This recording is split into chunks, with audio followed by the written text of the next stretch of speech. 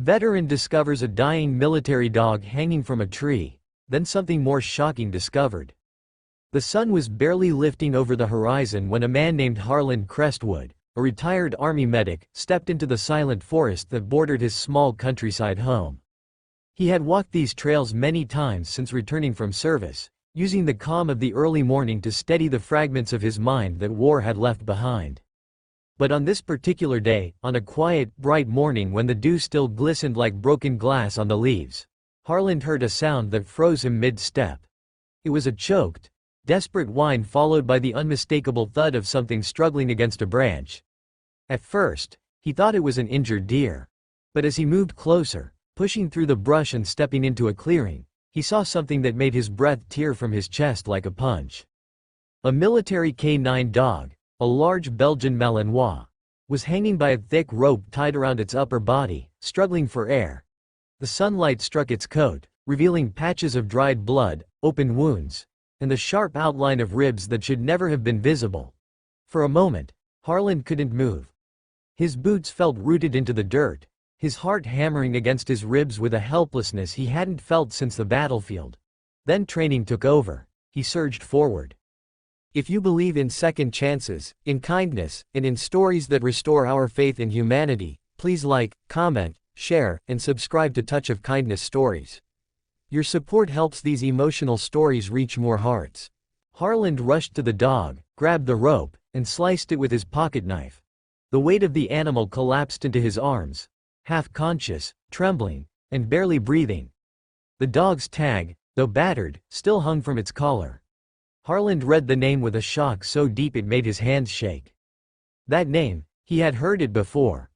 Argo was a legendary detection dog from an elite unit, known for saving dozens of lives by locating hidden explosives. Harland had never worked directly with him, but every soldier knew the stories. Seeing the proud creature now on the brink of death felt like witnessing a hero discarded by the world he had served.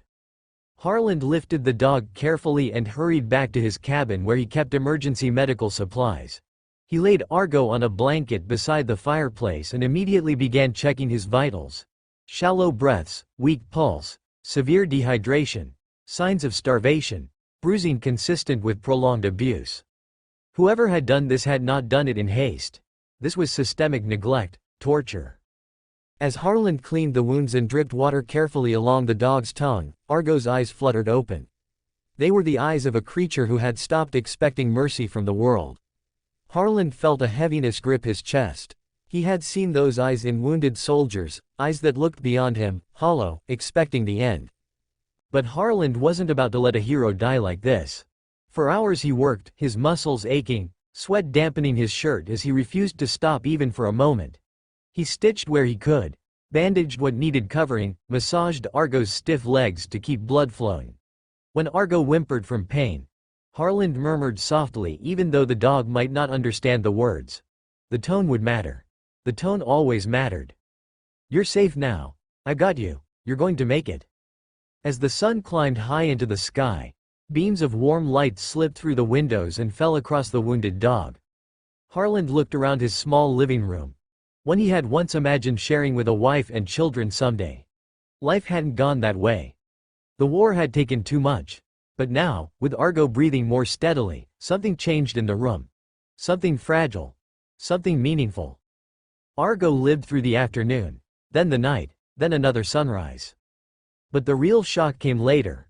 When Harland went out to check the area near the tree where he first found Argo, hoping to find a clue about who had done this, he discovered something that made the blood drain from his face. Beneath a layer of fallen leaves, hidden but not well, there was a muddy metal box. Inside it were documents, photos, and a small encrypted flash drive, all marked with military classification stamps. And every file had one name repeated: Project Cerberus. Harland felt the world tilt. Cerberus had been rumored to be a covert program involving advanced K9 soldiers, dogs trained beyond normal limits, dogs used for missions deemed too dangerous for humans, dogs treated as disposable assets. The military had always denied such a program. But this box said otherwise. Argo wasn't just any dog. He had once been part of something dark, something buried. When Harland returned home, Argo lifted his head weakly, as if sensing something heavy had followed him back. Harland sat on the floor beside him and studied the dog's eyes again. Eyes that now held flickers of trust, a fragile willingness to believe he was safe. He knew he couldn't just care for Argo. He had to protect him, and he had to uncover what had truly happened. Day after day, Argo grew stronger. Harland fed him carefully measured meals, slowly increasing portions to avoid shocking the dog's system. He walked him gently around the property. At first, Argo could barely stand more than a few minutes. But as the days passed, the soldier in him began to surface again, not in aggression, but in resilience. His gait steadied. His ears perked when he heard approaching footsteps. His tail, once permanently tucked, began to flicker with cautious hope. Harland spoke to him often, not because he expected a response but because it made the house feel less empty. He told Argo about the nightmares that still haunted him. About the guilt he carried for those he couldn't save. About the way silence used to crush him until he started walking in the woods each morning. Somehow, speaking those things to a dog felt easier. Argo listened quietly, sometimes resting his head on Harland's knee, a gesture simple but deeply grounding. One afternoon, while Harland was sorting through the documents from the metal box, he heard Argo pawing anxiously at the front door. The dog had never done that before. Harland opened it cautiously, and froze. A black SUV sat at the end of his dirt driveway. Two men stepped out. Their postures were rigid, their clothing unmarked, but their movements screamed government training. They approached with the kind of controlled calm that made Harland instantly defensive. "Mr. Crestwood," one of them said flatly, "we're here for the dog." Harland's jaw tightened. "He's not yours." The man glanced past him into the house, eyes sharp. "That animal is classified property of a discontinued defense program. You found something that doesn't belong to you." Argo growled, a deep, protective sound Harland had not yet heard from him. The men shifted uneasily. "You have 24 hours to hand him over," the agent said coldly, "or we will retrieve him by force." They turned and walked away. Harland closed the door and leaned against it, breathing hard. Argo pressed against his leg, sensing the tension. Harland knelt and placed a hand on the dog's fur. "I won't let them take you," he whispered, "not after everything they already put you through." That night, Harland couldn't sleep. He opened the documents again, searching desperately for something that could protect Argo.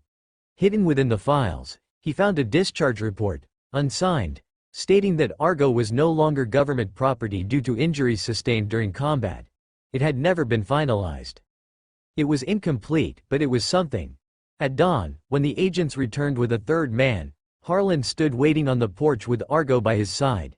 His hands trembled slightly, but his voice did not. "You can't take him," Harland said, holding up the unfinished discharge form. "He was already being processed for release. You abandoned him. And I have documented proof of neglect." The men exchanged glances. The third one, older, more calculating, stepped forward. "You think that piece of paper will protect you?" he asked quietly. Harland took a deep breath. "No, but the footage will." He lifted his phone. He had recorded Argo's condition when he found him, videos showing the injuries, the rope burns, the state of near death. And now he stood prepared to send those videos and the documents to multiple news outlets at once. "If you try to take him," Harland said, "the world will know what you did to its heroes." A long, tense silence followed. Finally, the older man's jaw clenched. He turned away. "Let's go," he said sharply. Within seconds, the SUV sped off down the road. Harland sank onto the porch steps, tears burning in his eyes, not of fear, but of overwhelming relief. Argo nudged him gently, as if asking if he was all right. Harland wrapped his arms around the dog's neck, pulling him close. For the first time in years, he felt a warmth spreading through his chest that he had once thought impossible. Over the next weeks, Argo transformed. His wounds healed. His eyes brightened. His tail wagged often. He slept peacefully at Harland's side each night. Word of a veteran saving a forgotten war dog spread locally, and neighbors began dropping by with supplies, dog food, blankets, toys.